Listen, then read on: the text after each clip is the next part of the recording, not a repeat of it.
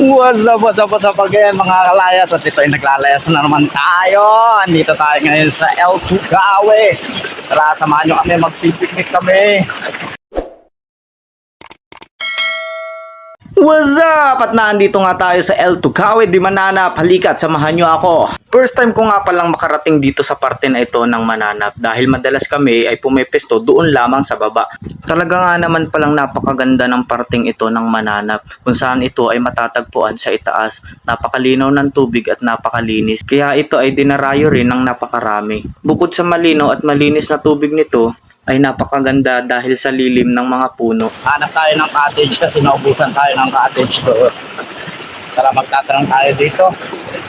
Let's go! Ito kami.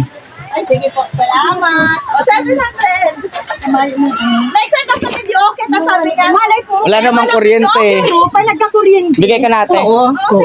Pag nagkakuryente, di ito na ano. Pag nakakanta po kami. Oo. Kaya lang kung di man po kami Oo nga. Bakit? Ay, dapat Malanggan pala na, ng malanggan. suka. Baya naman, mabalik na kami diyo. Malangga. Pero mababait yan, kulay itim. Ito pa. Di yan nangangagat.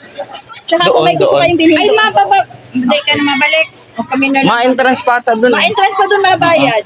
Nakasecure na tayo mga kalayas ng ating cottage. So, babayad na tayo ng entrance. Magkaiwalay pala kasi yung ano dito, resort dito sa may El Tugawe. So, doon sa pinaka-resort ng El Tugawe daw, puno na yung mga cottage. So, dito kami sa baba, pero doon kami magbabayad ng entrance. Ha? Hindi na nagpatalon dun sa mga yun. Ewan ko, nagsunod na nga lang yung mga yun, hinatid ko na lang doon. Mga kalayas, magbabayad tayo ng entrance. So, yung cottage na nakuha natin, 1,000 daw yun. Pero diniscount tayo ng 700. 700 na lang yung binayaran natin kasi nga wala namang kuryente. So hindi magagamit yung video okay. Doon daw kasi sa 1,000 kasama yung video okay. Dito naman mag-entrance tayo ng 25 per head. So let's go. Mabayad na tayo.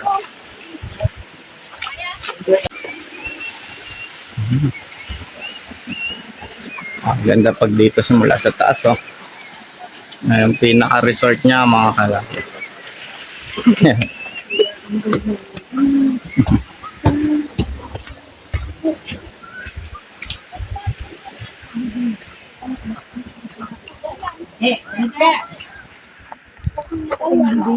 Dito natin mabayad ng entrance. Opo, sir. Kayo, sir, yung nagkabila ano pa? Opo, nagkabit. Meron din pala silang tindahan at piso wifi kung kailangan nyo ng wifi dahil walang signal sa lugar na ito. Meron din silang video okay. Itong video okay ito ay kasama na dun sa inupahan naming cottage. Walang kuryente nung umaga kaya hapon na rin namin ito nagamit. Meron din silang salbabida na pinapaarkilahan para sa mga bata at sa mga matatanda.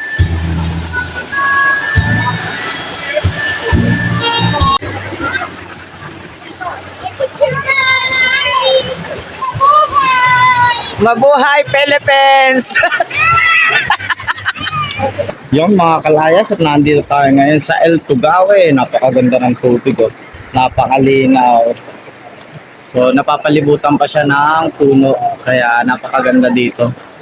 Ganitong lugar talaga ang gusto kong pupuntahan at papasyalan para mag-unwind. Dahil bukod sa malamig na tubig na umaagos sa itaas ng bundok pa ibaba, na kay sarap talagang babaran at paliguan, ay maririnig mo rin ang huni ng iba't ibang uri ng ibon. Napakasarap pakinggan at so relaxing talaga. At maririnig mo rin ang agos ng tubig ng ilog na nag-aampasan sa mga bato. Tara mga kalayas at samahan niyo ako. Magbababad tayo dito ngayon sa ilog ng El Tugawe di Mananap. So yon, napakasarap talaga. Dahil ngayon napakainit ng panahon, napakasarap talagang bumabad sa mga gantong lugar. Kaya kayo, tara na, mag-swimming na tayo. Tapos na ang summer, hindi pa ba kayo nakakapag-swimming?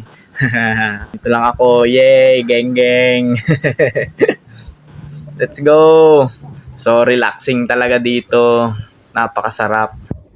Sa tinagal-tagal ng panahon na nabisi tayo sa ating trabaho na sa eskwelahan, ay Ayun na lang tayo ulit nakalayas. Ang sarap-sarap mag-relax kapag ganitong mga nabisi ka sa trabaho. So kaya kayo mga kalayas, bigyan nyo ng time yung sarili ninyo. Huwag kayo puro trabaho, mag-enjoy din. Ang sarap mag-relax. Napakaganda talaga magre-relax sa mga ganitong lugar. Kung maano siya, mapuno, napaka-nature ka. So relaxing talaga.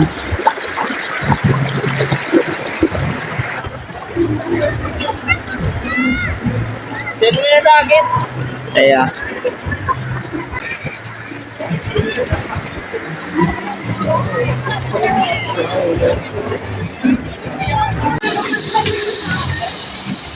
yon mga kalayas at kami pauwi na. Tapos na ang aming paglalayas ngayong araw.